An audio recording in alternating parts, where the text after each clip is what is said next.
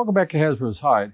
If you saw the last video, we had worked out a charge development and we had some really good results. We had 4 loads at extreme spreads of standard deviations of 3 or less and extreme spreads of 6.5 or less.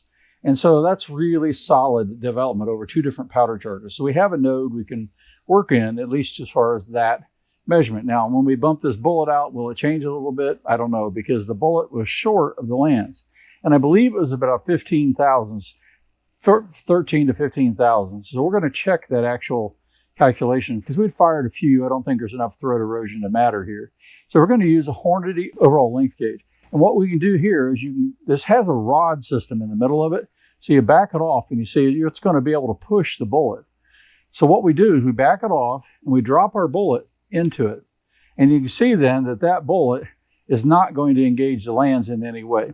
So what you do then is you run this in. Now, this exercise can change with every bullet. So this is what you do. Now, also that case is a modified case gauge from Hornady. And it's fired to chamber, semi-chamber dimensions, things like that. You can actually use your own brass. I just didn't feel like destroying some of my good match brass for this. I'll be close, within 1,000, so probably. Anyway, so you slide this in, get it all the way home in the chamber. Then you can loosen this set screw and push the bullet home. You just push it towards snug and home.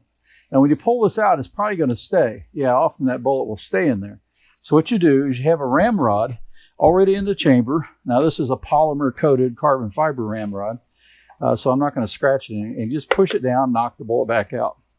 Now taking this bullet, you put it back into the case gauge, you need a couple of different measurements. First is overall length. Okay, so overall length, we'll do a double check. And let's move it in. And this has a cutout in the gauge, okay? So you can get your calipers still in there. And there's actually a flat on this rod. Yeah, I'm gonna have to redo this.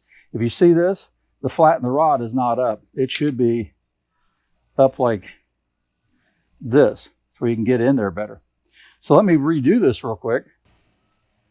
We got 2.828, so we do it again.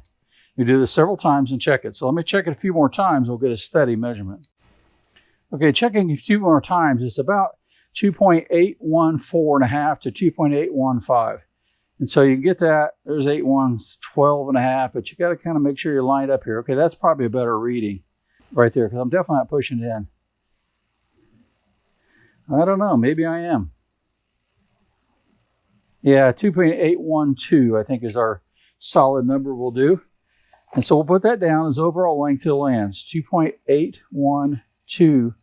In fact, I think it's 2.5, the way it seemed to be settling out there. Now, we take the ogive gauge, and so now we can check overall length to the ogive. So same way, you take this and you drop it down in here, and this will go down. It'll fit over it just far enough to engage where the ogive is on the bullet, and that's where we're going to hit our maximum diameter where we start to engage the rifling. And so that's going to be somewhere around 2.2835. So we're going to write that number down. 2.2835 inches. And that's the better measurement when you go to seat your bullets, is that cartridge-based ogive. 2.2825. So we're going to start about 3 thousandths off the lands. And we'll go back away from the lands 3 thousandths, and we'll do a few different jumps like that, maybe 3 different jumps. So let me get some powder thrown, and then we'll start doing these bullet seatings. All right, we've got all of our powder thrown, and now we've got to seat our bullets. Now, we're going to do 5 different settings of jump. And so I've determined where it touches the land, and from there, I'm starting 3.5 thousandths back. And so we're going to start at a cartridge-based ogive of 2.280 and decrease then by 5 thousandths. So the next one will be 2.275, 2.270, 2.265, and 2.260. Now, what does that mean? Well, it means in jump, we have 3.5 thousandths to begin with. Then we go 8.5 thousandths, and then we hit 13.5 thousandths, which is about what the previous load was. And then we go 18.5 thousandths and 23.5 thousandths. Now, how will this cartridge respond? In this barrel, this chamber, etc., this gun? We're going to find out.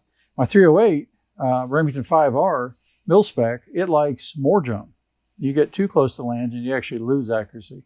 So it depends on the cartridge, depends on the bullet, etc. So we're going to find out together. We know we did get good groups at 13,500 jump. So we'll see. Since we have a good starting point, we'll see what happens. So I backed our seeding die out. So the first one we're going to be looking for is 2.280. And hitting the camera there with the charging handle. Let me move this just a little bit. There we go. And I'm sure we are way, way short of that, but we'll take a quick look. I backed it out to make sure I don't have to pull these stupid things again. All right, so I've zeroed out our gauge. We're going to go cartridge-based ogive, which is how this gauge works. Looking for 2.280. So I have about 100 thousandths to go. So I backed it out quite a bit. Well, that's fine. We'll come around and just sneak up on it.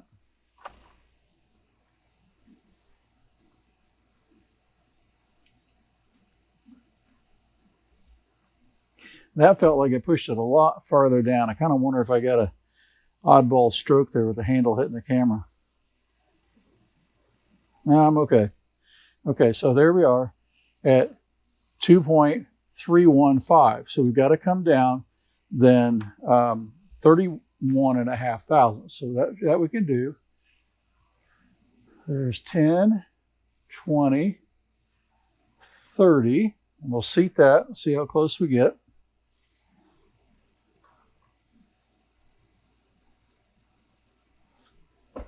All right, let's see where we are. All right, so we're very close. So we're 4.5 thousandths away. All right, so with this Hornady micrometer seating tool that you can put on a standard set of these custom grade dies, I can just go 4. We'll put it right on there and we'll see where we hit. All right, I went 4 and I'm a 0.5 thousandth shy. So we'll see. It's halfway in between this setting. We'll tweak that a little bit and see how close we get. It's probably just noise in the process here, but we'll check it.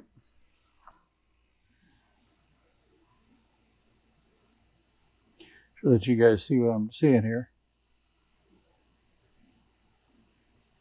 Yeah, turn that just a little. There we go. That feels good. 2.2800. So we'll seat another one. And the bullet should be fairly consistent to that dimension, more so than the overall length, because those tips vary a lot on these open tip match type bullets. Let's seat another one. And we're going to seat 10 at this setting because we're going to fire some Fowler rounds. And we're going to shoot our jumps closest to the lands to farthest away when we shoot our order here. Yeah, they're just right on the money there. 2.280. All right, so we're going to continue this process, going down and seating farther and farther away from the lands, and get these finished up, and then we'll see you at the range. Welcome out to the range. We shoot our Savage 6.5 Creedmoor with our Excalibur barrel. We're going to shoot our overall length or jump tests here, starting from 2.280 down to 2.260. We got 2 rows at the beginning just to warm the gun up. And we'll see how we do. So let's set up and go.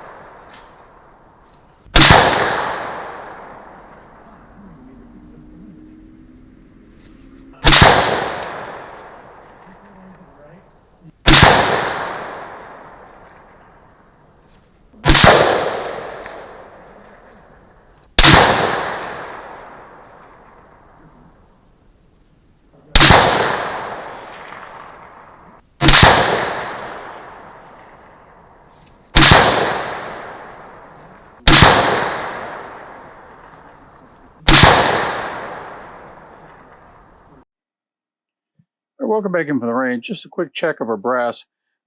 This is the same load we did the top load, the 41.5 grains of H4350 with our 140 grain Sierra Matchkings. And before we saw just, very slight flattening, but all the primer edges are rounded and all. Now this is the maximum length. They're closest to the lands. And of course, if you jam into the lands, you build pressure, but the closer you get to that, you can build more pressure in your case. So just checking these, they're fine. All the way back down, this is the next 5,000ths down. This happens to be just about the same exact length that we shot before in our powder charge test. And it is, of course, perfectly good. And then on down to the farthest away of 2.260 cartridge-based ogive, and no issues there either. So just thought I'd show you those real quick. Let's take a look at the target. All right, here's the result of our jump testing. Now, I had a limited range of jump. I just didn't want to burn too much ammo, but I did 5,000th jump. Now, 2.280 here is these first two groups. I had one to refoul the barrel and to warm it up because I had cleaned it and stripped it. But that had just a minor effect here because this is the second group here, second 10, and very similar, right about an MOA. Just a little bit less, but nothing particularly great. So getting really close to the lands did not seem to help. But another 5,000ths back. So in fact, this is about 3,000ths off being jammed, okay, or into the land, touching or just slightly into the land, about 3,000ths of an inch. So now we're about 8,000ths away, or 2.275 cartridge-based ogive. And now we got another really good result. Now this is under a half MOA, and these two I can blame on me. Now, these three. There's two here and three there. But I felt myself flinching to the right. And I hate it, but it's like this group is shooting really, really well. And the funny thing is, interesting thing of our results is that is almost identical to what we shot in the powder charge development part of this than the video before. If you haven't seen that, look back. And we got really good standard deviations and extreme spreads and good groups, but they were under a half MOA all the time, pretty much on those powder levels. So it did it again. So I think this is where we need to work. You notice here, another 5,000ths back, it opened up. That's about, I believe, 1.1 MOA. I'll have the stats over here for you. And then another 5,000ths back, interesting group here. Now this one through two separate groups. There's three here and two there. Now, why? I don't know. It wasn't wind. Wind was about 1 mile an hour. In fact, it was just really muggy and hot out, but it was really nice. And I'll show you a little bit here. Here, if you can see this on the phone, those are the conditions. So I had 1 mile an hour wind, humidity at 32%, but temperature was at 92. And so it was, it was a little warm, but, I don't know. I can't blame it on that. The wind is not this. So I don't know. Is it me jerking again? I didn't think so here. I don't know. But nonetheless, that might be an interesting area to explore too, go up and down a little bit, because these jumps can be kind of sensitive, right? You can go up and down about 3,000ths or so and get a different result, supposedly. I've seen that in my 308, but it's the first time I've done it with this particular 6.5 Creedmoor. And then over here is our farthest away from the lands, and that is, about 23,000ths away from hitting the lands, and about an MOA or so again there. So I think this is where I need to load. I need to get ready for a contest coming up. So maybe I'll do one more experiment where I go a couple thousands either side of this, shoot this one again, but a couple thousands either side of this, closer and farther away from the lands, and see what happens here. And then I got to load them up and shoot. So this will be reasonably competitive. Some of the jokers I shoot against, though, can outshoot that.